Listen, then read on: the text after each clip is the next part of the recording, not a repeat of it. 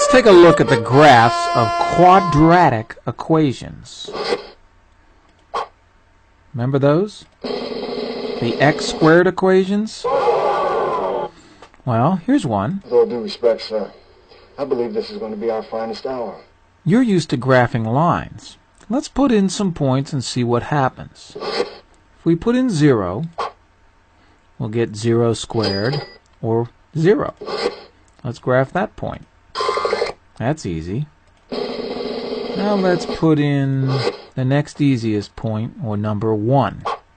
1 squared, remember, is 1 times 1, or 1. So we'll go over 1 and up 1. Starting to look like a line, isn't it?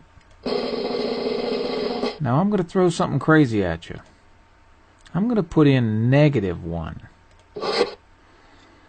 Negative 1 squared, which is negative 1 times negative 1, equals positive 1, doesn't it? And if you look at the point negative 1, positive 1, it doesn't line up, but we didn't make a mistake. Let's put a couple more numbers in. We'll put in 2, just to see what's going on here. 2 squared is 4, and the point 2, 4 is right there. And I'm going to put in negative 2, because that'll be easy also. Negative 2 squared is also 4, isn't it? If I go back 2 and up 2, what do you have here? A curve. Whenever you have a function that has an x squared in it, it forms a curve. Let's make sure that wasn't just a coincidence or a freak of nature. Holy alphabet. How about this one, where we have more than one x, but we do have that x squared? I'll start off with 0. Of course, I'll put a 0 everywhere that I see x. And 0 squared plus 2 times 0 minus 1 is minus 1. So the point 0 minus 1 will go right there. Now let's see. I'm going to put in 1 again. But remember, I put it in every place I see x. And I get a 2. 1 plus 2 is 3, minus 1 is 2. So the point over 1 and up 2. And just like last time, I'm going to put in minus 1, just to make things go quicker. Putting in a minus 1. Remember, minus 1 squared is positive 1, and 2 times minus 1 is negative 2. 1 plus a negative 2 and a negative 1 equals a negative 2. Now, negative 1, back 1 and down 2. What's going on here? They're not lining up, they're kind of curving. Let's put in negative 2. Negative 2 squared is positive 4, and a negative 4, and a negative 1. It's coming back up. In that case, y is negative 1. So I go back 2 and down 1. Let me put in one more number. Put in negative 3. See if it comes back up. Negative 3 squared is positive 9, and 2 times negative 3 is negative 6, and all that equals a positive 2. So let's go back 3 and up 2, and son of a gun, I still have a curve. It's just in a different place. Well, I wonder if it's always going to look like that. Let's try something like, let's try a negative x squared term, negative 2x squared. I'll put in a 0. Of course, I'll get a 0. I'll graph that point. If I put in a 1, I'll get, got to do the 1 squared first, order of operations and all, and then negative 2, and I'll get negative 2. Over 1 and down 2.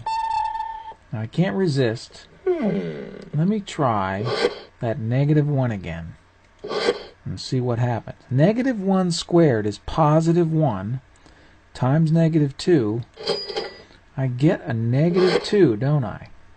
Now back 1 and down 2. Oh, it didn't work. Oh, it did. Surprise. It's still a curve, it just opens downward. Are you pondering what I'm pondering? Well, what I need you to know, anything that contains an x squared, I know you are, but what am I? it's going to be, we'll call it quadratic, is either going to look like a curve opening upward, that's if the x squared term is positive, or a curve opening downward if the x squared term is negative. There's something I have to ask you. Now, since you know you're going to have to come up with these curves, typically a student asks, I'm trying to think, but nothing happens. they ask, how did I know what numbers to put in? And I know a secret.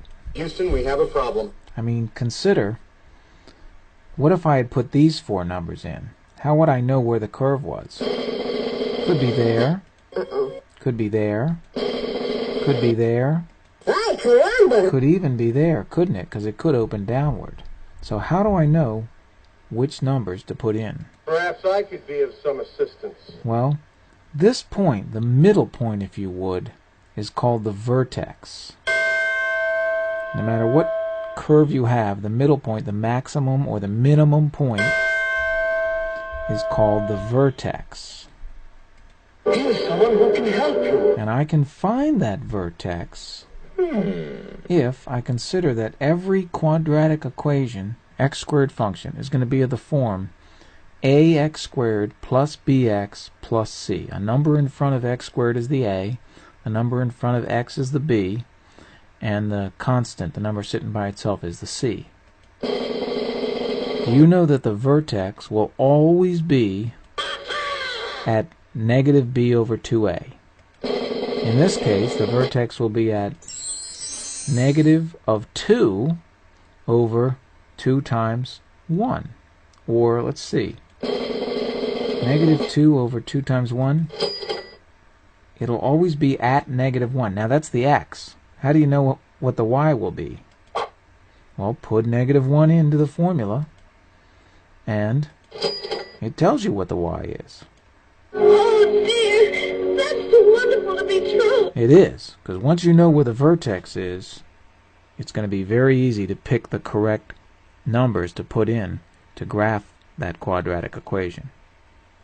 Oh, is this great? Let's try this one.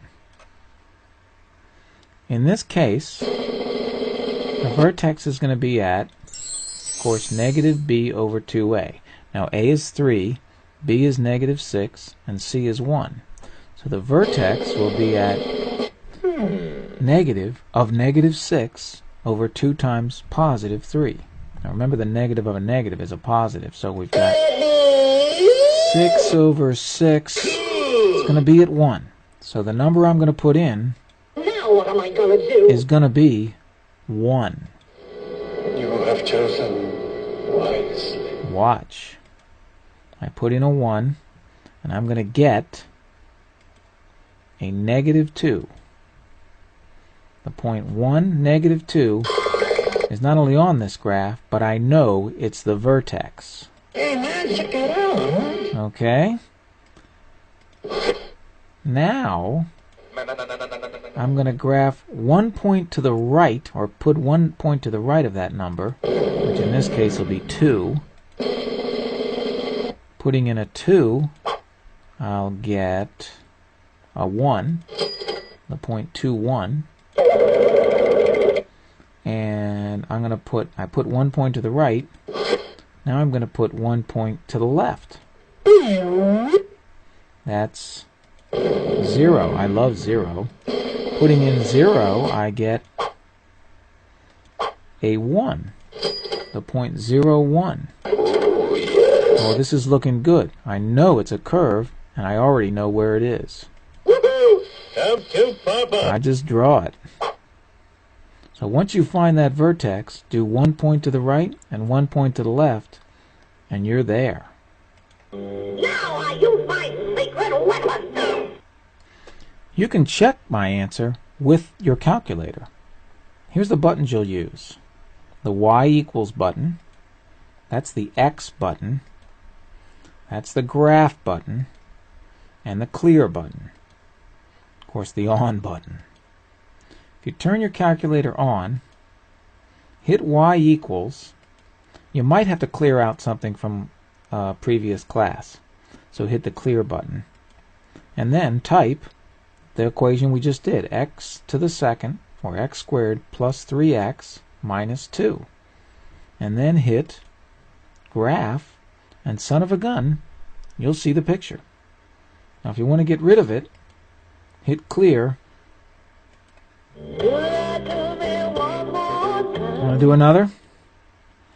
Remember that when you want to do a second one, you're going to have to hit clear to clear out the first one. And remember, there's a difference between the subtraction and the negative. Let's try an upside down one. If your calculator's not on, turn it on. Hit Y equals. Now clear out what you already had with the clear button. And this time put negative 2x squared plus 3. Okay, now that's the negative button. Negative 2x squared plus 3. And if you hit graph, I hope you're not surprised that the graph opens down, doesn't it? Okay, go ahead and clear out. And now, transfer of data is complete. It's up to you to do the homework. Dig in.